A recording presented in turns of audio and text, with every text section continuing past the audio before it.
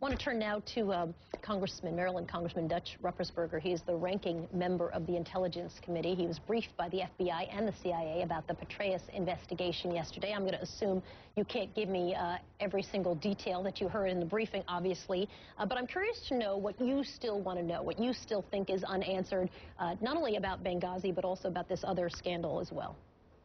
Okay, well, first thing, we were briefed yesterday by Director Mueller, Deputy Director Sean Joyce, and also the Acting Director, Mike Morrell of the CIA. A lot of questions were answered in that briefing, and we are also having a hearing with our whole committee this morning at 10 o'clock where we'll be able to get more questions answered about this whole situation, Benghazi, and some of the issues involving General Petraeus.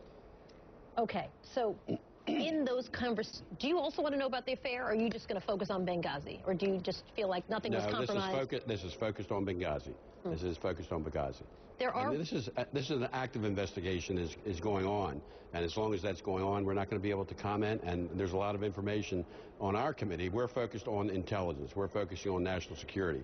So this started as a criminal investigation involving cyber harassment, and that's how the investigation started, and that is why at that time that the FBI would not come to us.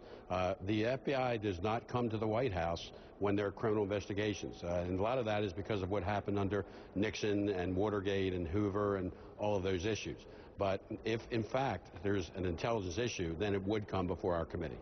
Hi, this is Jim Frederick. I have a question about the investigation. How much of it is going to encompass Ambassador Rice and the role that she played? Because, as you know, Senator McCain is highly focused on this and is becoming a news point in its own right. Will the investigation, will you be looking into some of that as well?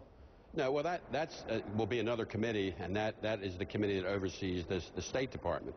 One of the things, though, let me say from what I know, and this is only from more media accounts than anything else, information that Rice received, she received from the administration. And that information is what she knew at that time. Whether or not she knew other information and whether or not she told the truth, that is not an issue here.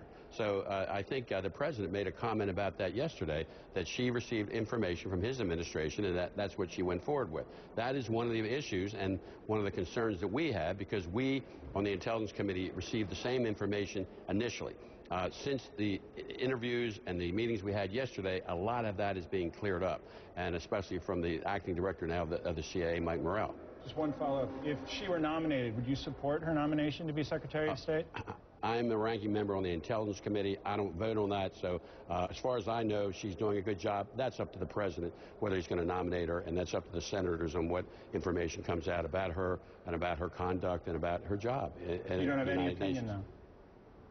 If I did, I'm not going to give it, because I don't think it's relevant at this point. I'm focused on Benghazi. I'm focused on the investigation, where it's going to go, national security. So at this point, that's not where my focus is going to be. Let me ask you a question about Benghazi. There's a report that when General Petraeus released the CIA's Benghazi timeline, it really sort of set off this infighting between agencies. They were surprised that he had done that.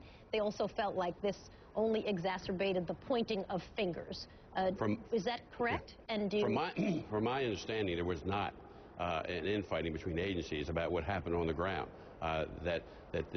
When the attack occurred, and that they asked the agency for help, that the agency right away did what they could do to try to help save American lives.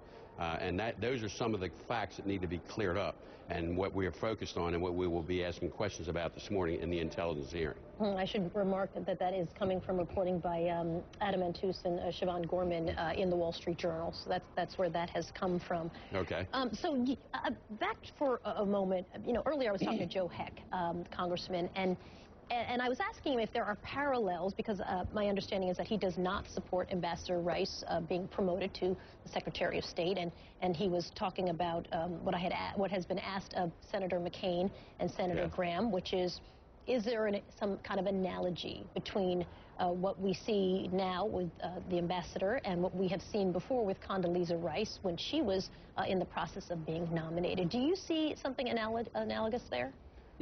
Unfortunately, there's too much at stake for these appointments to worry about what happened in the past or payback. The election is over. we've got some serious issues. We've got national security issues. We've got a lot of volatility out in this world. And I think that, you know, the president was reelected, and he's going to pick who he thinks is the best person for the job.